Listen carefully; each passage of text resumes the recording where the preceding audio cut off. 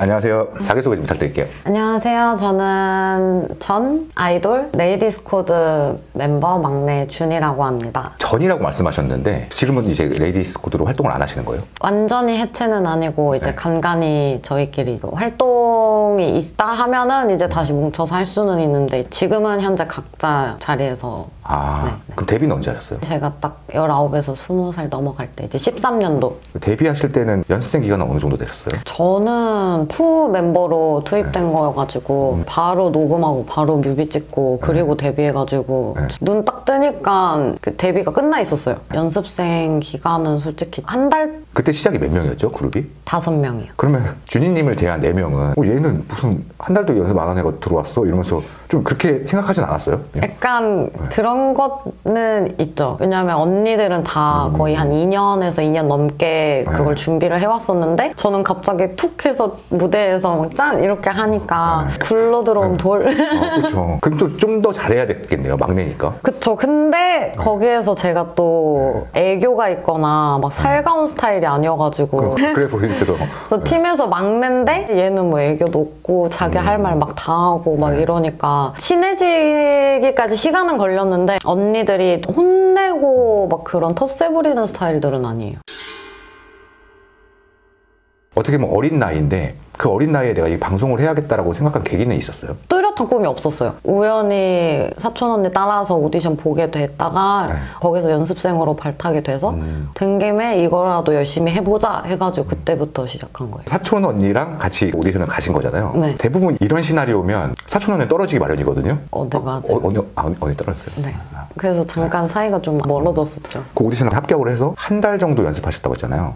그때 처음 연습생 때는 이제 빅히트 연습생으로 된 거고 거기서 이제 8개월 정도 있다가 나오고 실용음악 학원을 한 1년 정도 다니고 그리고 나서 이제 바로 그러니까 그 오디션을 계기로 연습생이 되면서 시작하게 된 거예요. 되게 표정이 쉬웠어요 같은 느낌이에요. 좀 쉬웠죠? 아니요.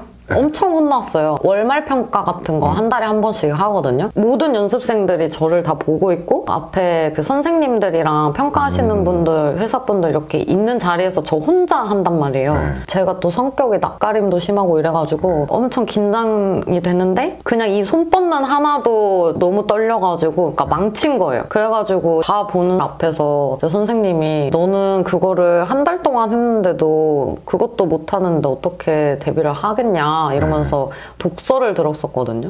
쟤 누가 뽑았어? 약간 이런 소리도 막 듣고 했는데 속으로는 그냥 그러면은 뽑지 말든가 처음부터 노래로 들어왔는데 그러면 한결같네요 사람이. 한결같은 사람이네요. 그러면 데뷔를 하시기 전에 이제 뭐 계약서 같은 것도 쓰잖아요. 어떤 식으로 계약이 되는지 잘 모르는 분이 많아요. 그래서 그 부분에 대해서 설명 좀 부탁드릴게요. 주변 친구들이 자세하게 모르는 친구들은 제가 돈을 되게 많이 번 줄 알더라고요. 근데 막상 그렇지 않다라는 게 저한테 그러니까 머리부터 발끝까지 저를 케어하는 그 모든 비용이 회사에서 먼저 투자를 하는 거기 때문에 그게 빚이라고 해야 되나? 그러니까 그렇게 저한테 이렇게 쌓여 있으면 무대 하나를 할 때 저희가 받는 비용이 있잖아요. 무대 하나 하면은 회사랑 뭐 5대5다 그러면 100만 원이면 50, 50을 나누잖아요. 근데 저희는 또 5명이니까 거기서 n분의 1이 떨어지니까 저는 10만 원을 버는 거예요. 근데 저는 만약에 빚이 1000만 원이다. 그럼 1000만 원에서 10만 원을 차감하고 이 1000만 원이 0이 됐을 때 이제 저한테 플러스 10만 원이 되는 거죠, 나중에. 활동을 계속 하면은 저한테도 계속 투자하는 비용이 생길 거고 근데 저희가 또 중간에 활동을 안 했던 공백 기간도 있었기 때문에 저는 결국에는 그거를 다 마이너스를 시키지 못하고 나왔기 때문에 실질적으로 저는 활동했을 때 수입이 아예 없었어요. 그럼 만약에 나오실 때 빚을 다 못 갔어요. 그럼 그 빚은 어떻게 돼요? 그대로 그냥 0이 돼요, 서로가. 그러니까 회사가 마이너스가 되는 거예요. 근데 이런 데도 있죠. 나중에 갚고 나와야 되는데도. 그래서 계약서를 잘 써야 되는 이유가 그 조항도 봐야 돼요. 이 구조가 어떻게 보면 아티스트 입장에서는 좀 위험할 수도 있겠다라는 생각이 드는데 나이가 어리셨잖아요. 그럼 계약서 쓸 때는 누구랑 같이 갔어요? 부모님이랑 같이 갔는데 솔직히 부모님도 이런 부분을 모르시잖아요. 그래서 그냥 이제 도장을 찍었는데 지금 생각해보면은 계약서라는 게 정말 무서운 거구나 그걸 느꼈어요. 그럼 7년 활동하고 나오셨잖아요. 그러면 7년 동안은 내내 바빴던 거예요? 아니요. 저희가 이제 나쁜 여자로 데뷔하고 예뻐 예뻐 하고 4개 이제 앨범 내고 나서 저희가 사고가 있었어가지고 한 3년 정도 이제 공백기 있고 오늘 새벽 빗길에 미끄러져 사고가 난 걸그룹 레이디스 코드가 타고 있던 차량입니다. 이 사고로 멤버 양이 꽃다운 나이에 세상을 떠났고 함께 타고 있던 멤버 양은 머리를 크게 다쳐 중태에 빠졌습니다. 그리고 나서 다시 3명에서 재컴백을 해가지고 그렇게 한 2년 정도 활동을 하고 그래서 이제 기간 7년을 다 채워가지고 계약 해지를 하고 나온 거예요. 와, 그러면 사고에 대해서는 제가 더 이상 언급을 안 할게요. 네. 그러면 4년을 활동해도 다 못 가요? 그쵸. 하루에 막 행사를 4-5개씩 다니고 막 동해번쩍 서해번쩍 이렇게 하는데도 그렇더라고요. 와, 그러면 성인 되자마자 걸그룹으로 활동을 하고 7년 동안 남은 게 아무것도 없잖아요. 네. 뭐 어떤 기분이었어요? 그거 나올 때? 진짜 좀 그때 멘탈이 많이 무너졌던 것 같아요. 어떻게 보면은 통장에 0이잖아요. 네. 근데 난 7년을 그렇게 일하면서 열심히 살았는데 난 왜 번 게 하나도 없지? 그러면 준희님이 영원이잖아요. 네. 그럼 다른 분들 똑같이 영원이에요? 그쵸, 저희가 다. 왜냐면 제가 제일 마지막으로 투입됐기 때문에 제가 가장 투자 비용이 적었죠. 기간이 언니들보다 짧았기 때문에.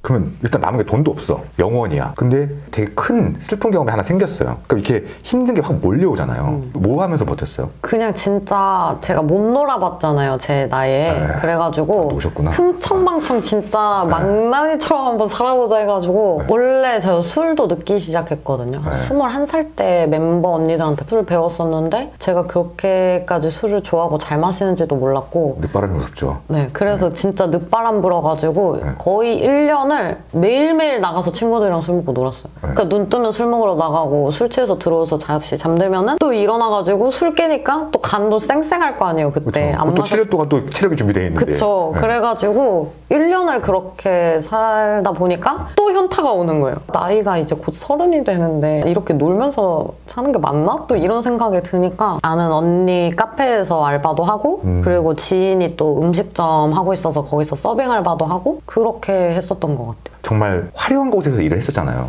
근데 어쨌든 나와가지고 카페 알바도 하고 음식점 서빙하면 막 이상한 아저씨도 볼고 막 이런 환경이 갑자기 놓여지는 거잖아요.